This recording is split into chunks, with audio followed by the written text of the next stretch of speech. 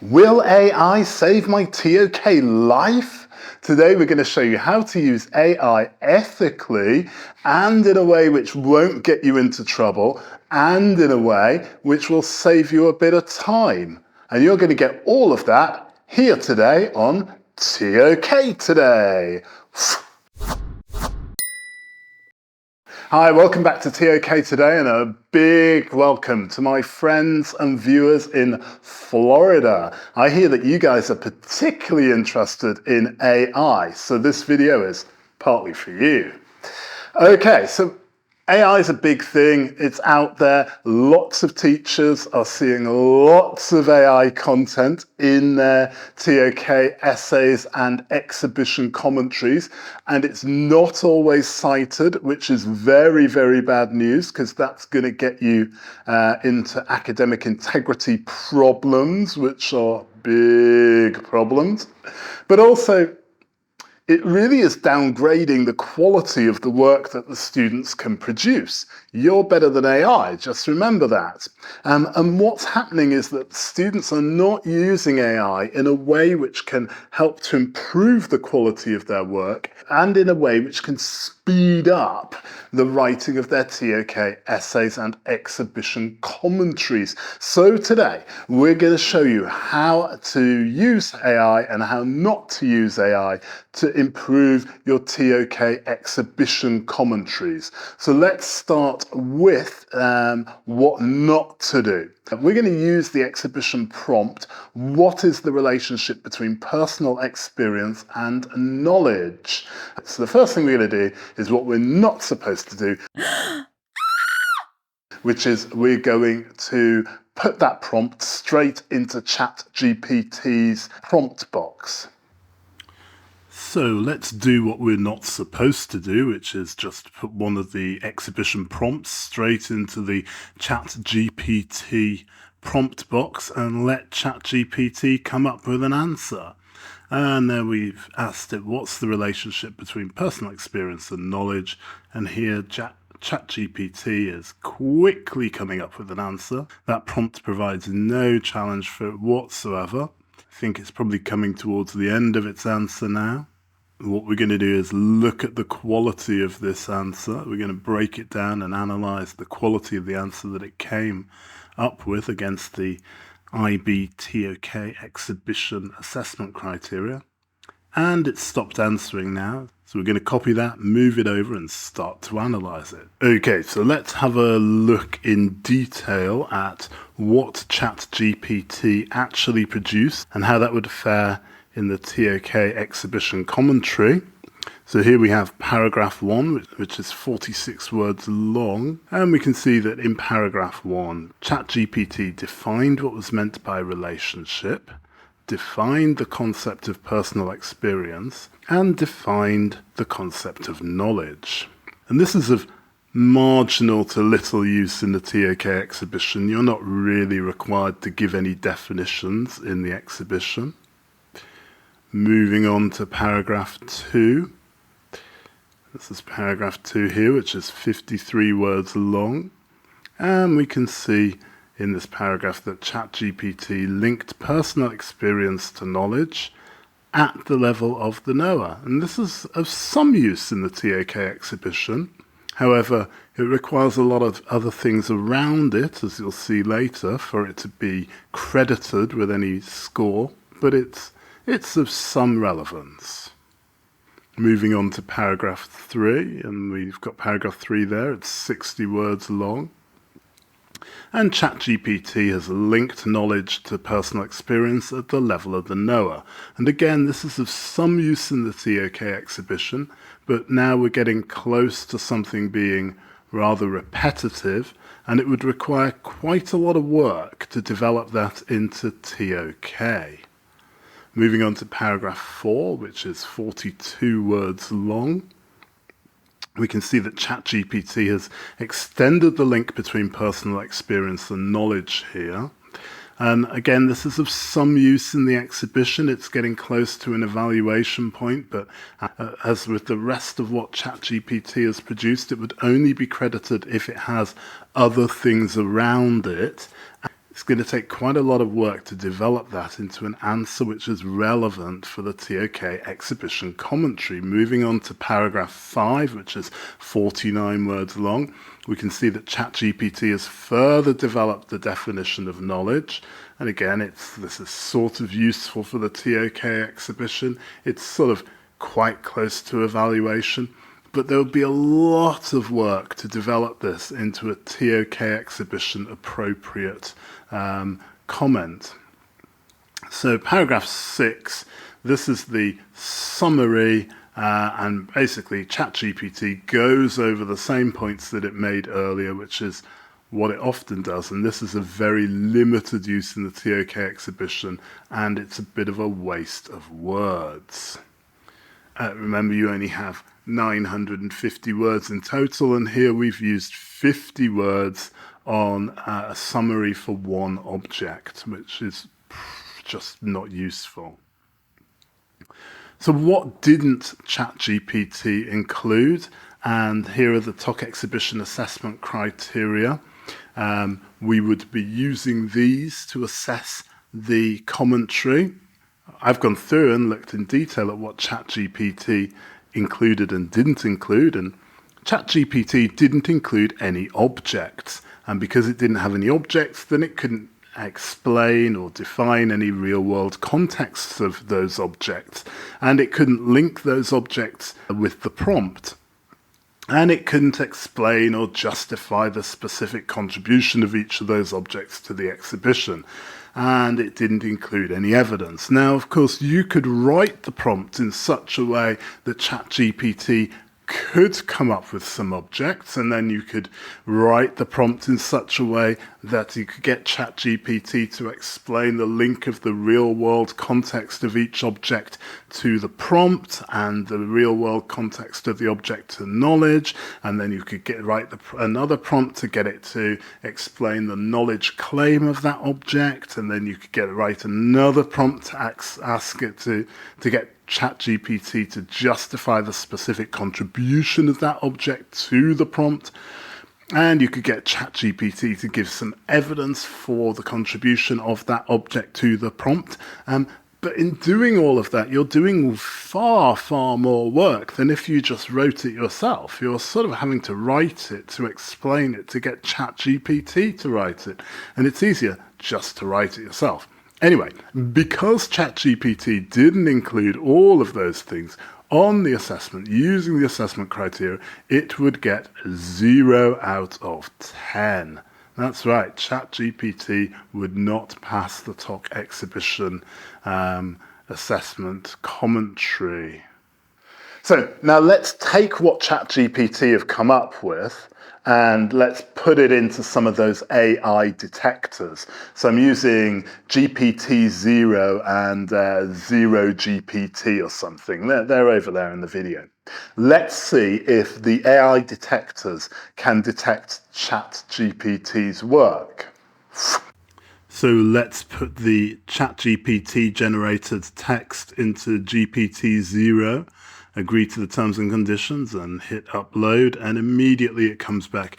Your text is likely to be written entirely by AI. So it's got that exactly right. It was written by ChatGPT, and it's got a perplexity score of 52, 53, and it's got a burstiness score of 45. I don't really know what those things mean. You can read the explanations of those criteria there, but it was entirely right. It clocked that as being AI generated text. I wonder whether it will detect my human written text as human or AI. Let's put the ChatGPT text into 0GPT to see if it can detect it. And there you'll see that it's detected a 59% likelihood that this is written by AI. Now, 59% may not seem very high, but you'll see all those big yellow blocks of text there. Those yellow blocks are where it's certain that it's written by AI, and that will be enough for your teacher or for IB to be seriously concerned about that content. Okay, now let's put my own written commentary on this prompt into the same AI detectors and see what comes up. So now let's have a look at my own written text in GPT-0. So just paste my own written text in there, give it a quick check and press upload. And immediately it comes back. Your text is likely to be written entirely by a human. So it's got that 100% right. Apparently I have a perplexity score of 62, but only a burstiness score of 22. So I'm more perplexing than ChatGPT, but I'm not as bursty as ChatGPT. I don't know if that's a good or a bad thing. I have no idea, but I'm glad that it worked out that I was a human and not AI. So now I come to put my own text into 0GPT. So this is what I wrote for this prompt. And you'll see that it's come up that it's human written, 100% human written, 0% AI or GPT written. So an absolutely accurate result there from 0GPT. Now you'll see from that, guys, that the AI detectors that are free on the internet, just in a web browser, are very accurate at detecting AI content. The AI detectors and academic integrity tools that your school have got and IB have got are much more sophisticated than what's available for free on the internet. So if you just cut and paste from AI, it will be detected by IB. What? It will be detected by IB, and there will be lots of nasty consequences to it. It's just not worth it. It really isn't worth it. And anyway, you're the one who's putting in all the work doing your IB diploma. You may as well get the credit by using your noggin, your brain, to write your assessments and your IAs and so on. You're more intelligent than AI. You're not artificial intelligence. You're HI, human intelligence. Now, hopefully from that, you can see why you should put the prompts straight into ChatGPT's prompt box. Partly because you're not allowed to do it. It's just unethical and it breaks academic integrity. But secondly, because ChatGPT hasn't been to lots of ToK lessons, it doesn't know the structure and the criteria and the things that the ToK people are looking for. It's not as good at ToK as you are. All it's good at doing is reading the internet really, really quickly, reading loads and loads of sources and predicting which word is most likely to come after the word preceding it. That's what ChatGPT does. It's just a big prediction machine. So you've got your ToK brain, and you can maybe use some of the AI content to inform your ToK brain, but your ToK brain is the most important bit of it. The other reason why you shouldn't just pump the question into ChatGPT like that is that to develop that answer into a ToK relevant and specific answer is going to be a lot more work than you just writing the answer yourself, okay? You can write the answer yourself faster than develop what ChatGPT has done. I often say to my students, it's like if you have a skateboard and you have a parrot, sure, you can teach your parrot to ride a skateboard, but it's going to be a lot more work than just riding the skateboard yourself. Now, in this very mixed analogy, the parrot is artificial intelligence and the skateboard is ToK or you, something. I'll work on that and get back to you. Okay, so how can you use AI to improve your ToK exhibition commentary and your ToK essay? Well, first of all, Bing. Microsoft Bing is much better at using sources and giving you sources and quoting sources than ChatGPT is. ChatGPT often comes up with made up sources, or it tells you it's not able to cite exact sources for things because it doesn't have any knowledge after 2021. Even though most sources are before 2021. But I don't know, ChatGPT is not good with sources anyway. But Microsoft Bing, recently released, is really good with sources, and you can use it to direct you to sources. So let me just show you this quick example from the same ToK exhibition prompt. What is the relationship between personal experience and knowledge? So we're going to ask Bing this much more specific and focused question, which is, tell me 3 different ways to understand the relationship between personal experience and knowledge. Now, when I asked Bing that question, it had to think about it for quite a long time. So I'm just going to speed the film up a bit here, and whilst Bing thinks about it, and then we'll get to its answer. And Bing has finally come up with an answer. It tells us that that's an interesting question. We know that because IB have asked it, and IB only ask interesting questions. And then it's given us 3 possible ways to understand the relationship between personal experience and knowledge. I'm not going to read them out in detail, but the headings are personal experience as a source of knowledge, personal experience as a filter of knowledge, and personal experience as a challenge to knowledge. Now, the first thing is that you can take those 3 headings and you can rewrite them in your own words, and then you can develop them as knowledge claims in your ToK exhibition commentary. So you have 3 knowledge claims there. Now, don't just copy and paste them from Bing, but develop them and write them in your own words as knowledge claims. Now you'll also see at the bottom there, Bing has given us 3 sources that we can use. And the first source there, assets.cambridge.org, is actually a ToK textbook, so that's useful. It's found a free online ToK textbook that we can use, Knowledge and the Knower. All useful stuff in there, lots of content that you can look at there, you can develop.